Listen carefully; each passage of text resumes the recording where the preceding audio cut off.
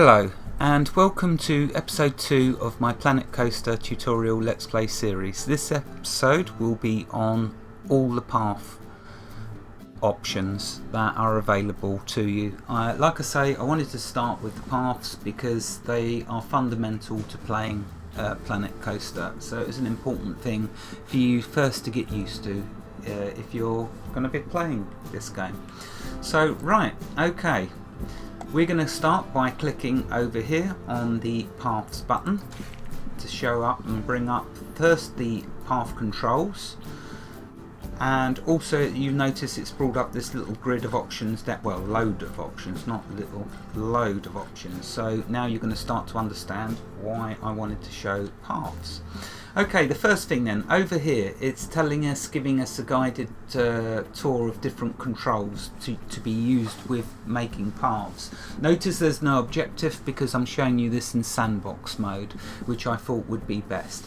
Okay, over here it says place paths for your guests to walk on. Paths connect the park entrance to rides and shops around the park. Without paths, you got no park. So here we go.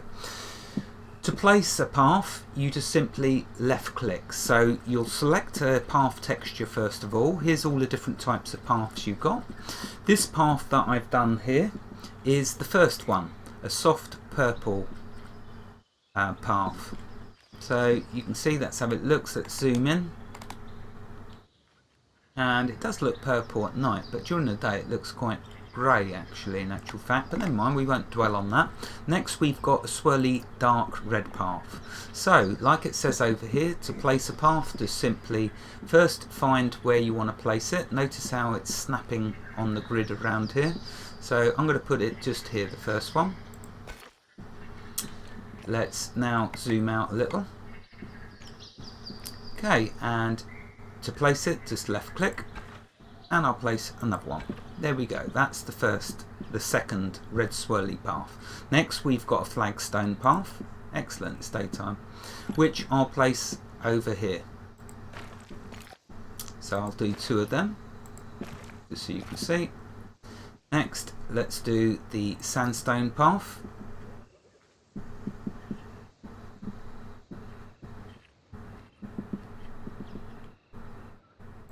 Just there. And 2 of them. Notice how if you move your mouse around you can do all sorts of wonderful patterns with your paths, so you can get really artistic. For the demonstration of this video though, I'll just keep these straight for now. Okay, next let's do a black path. Put it here. There we go. Oh, let's do it once more. Then we've got the blue path, a lovely blue path.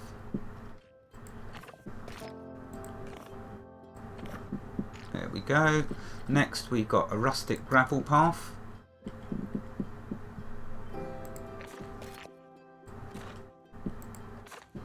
I think the sandstone is my favourite so far. Next we've got a glossy vinyl path.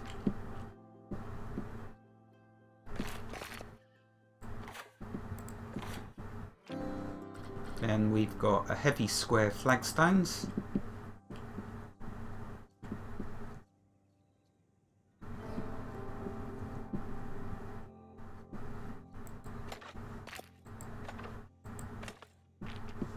Then we've got colourful cobblestones.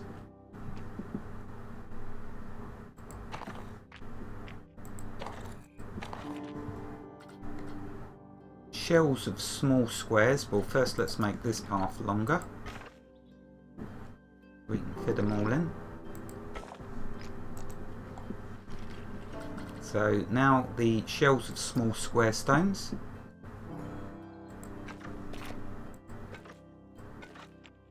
And lastly, colourful brick paths. So let's check that one out.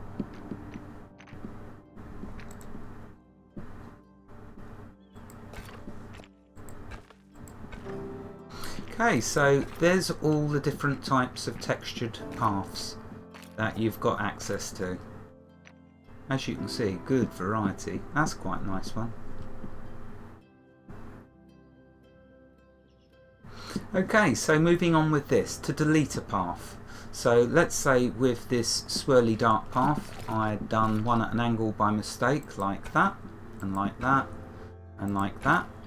Now, to delete the path, what you can do is you can either right click, or you can press the delete key, which will give you this circle, and see it as an eraser. So then you just left click over the path, and that's a nice simple way to delete. So if I zoom out and make it even easier, and then just left click, holding the delete key down while you do this, you just then left click, and there you go, that's deleting. Next, raise and lower a path. So notice here it says hold the left mouse button down and then move it up or down. So let's show you that. Let's demonstrate with the flagstone path. Okay, so now in order to do this, what you've got to do is left click, hold the left mouse button down so you can see the two little arrows, and then just raise the mouse like so. What you can also do, oh, let's undo that. What you can also do, so if I put the cursor there but don't click, you can use the U to visually see what it's going to look like, the U key, and if you press the J key it will lower it back down. So that's raising and lowering before you actually commit to placing the path. So let's do that again. If you press the U key it will raise it up as high as the path can go. Pressing the J key will bring it back down. Okay, so let's get that back down. That's how you raise and lower a path. Very simple and very intuitive. I'm sure you'll realise. Okay, there we go. Right, next, close the path tool. So that's just the escape key, you see, takes us out. Okay, going on, showing more controls. Raise the path preview, lower the path preview. Well, that's what I've just showed you. It was giving us a preview when we was doing that, so it wasn't actually laying them down. You'll notice when you press the left mouse button and do it this way, when you let go, it places it. Whereas using the preview, it doesn't place it. Let's just delete that. And that bit. And that bit. There we go. Okay, let's get it back down. Okay, so moving on with this. That's them. Rotate junctions and straighten joints by using the Z key. So if let's just quickly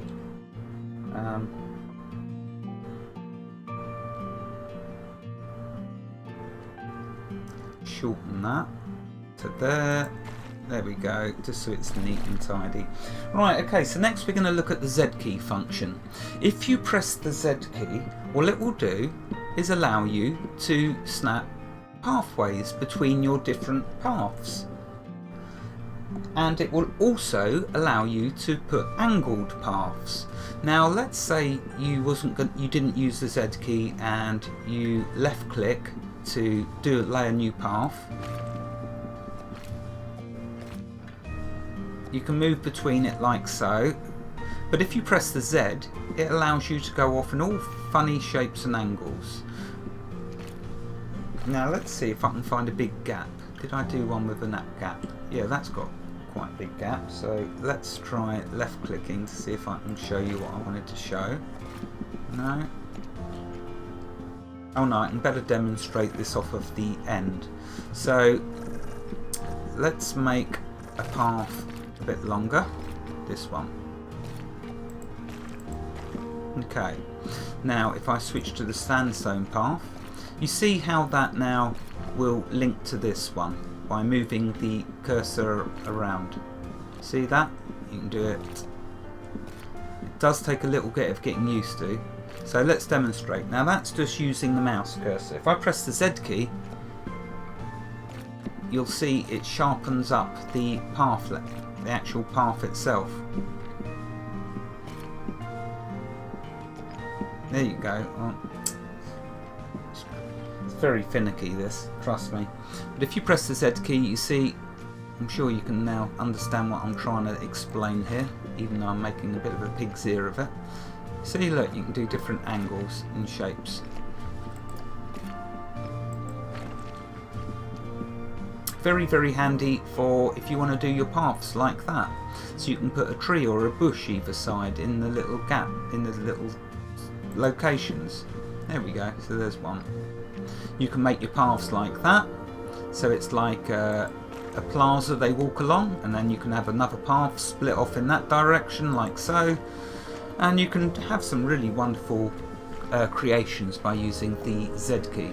Okay, moving on. Adjusting the height, well, I've gone over that, haven't I, really, with the preview. So, and the reset of height. Disable path joints with the control key. What that allows you to do is this. So, say I come over to here and I want to do another path. If I press the control key, it will give me this little circle, so I can start a new path right alongside these other paths by left clicking. Once I've left clicked, I've started my path, so I can then continue on. So it's a way of creating paths next to other paths by separating it out using the control key. And that way you can do all sorts of wonderful path creations,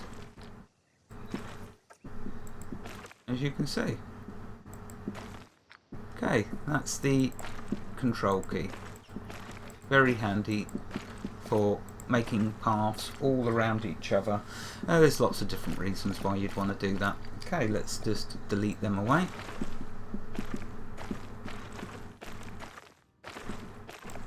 Okay, next we have the auto snap on and off. So you've seen how it's been snapping. If you press the space bar, you'll see it turns off the angle snap, which it's telling you there, the key, the space.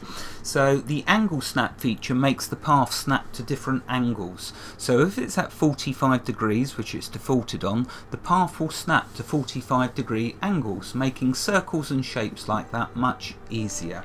So let's just go over here, see if I can show you a circle.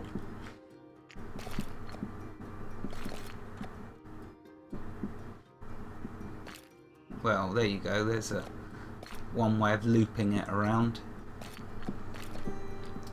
And let's see if I can circle over to one of these others. No, they're too wide apart.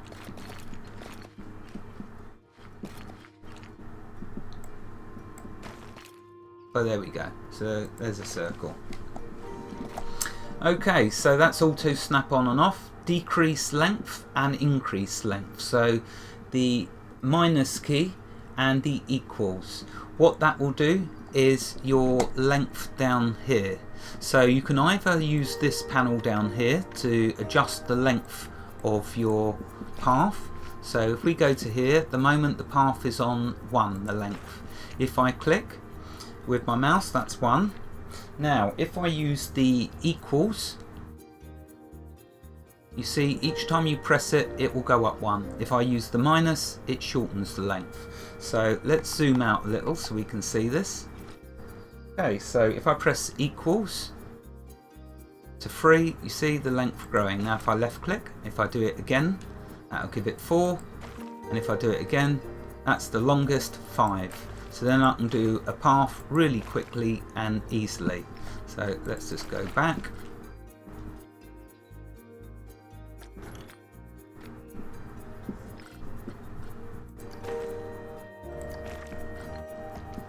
Okay, so that is the minus and equals, making your paths shorter and longer, and it saves you using this down here. You're better off using the keys for doing most of this. Okay, next we have, well, actually there's a couple of keys I want to mention, which are the brackets to the left of the minus key, which switches you between your pathing and terrain. Oh, there's the timer. Okay, next, moving on quickly, is the I just lost it because of time. At the brackets underneath the minus and equals key is the left bracket and the right bracket. What this will do is your width of your paths. So at the entrance to your path, to your park, you should always get in the habit of making wide paths, because this is where the most people will be traversing. So to demonstrate this, let's just delete let's delete this one. Okay, and so notice it's on the default at the moment with the width, which is this. But if I press the right bracket, I've now put the width to 5. So if I now left click,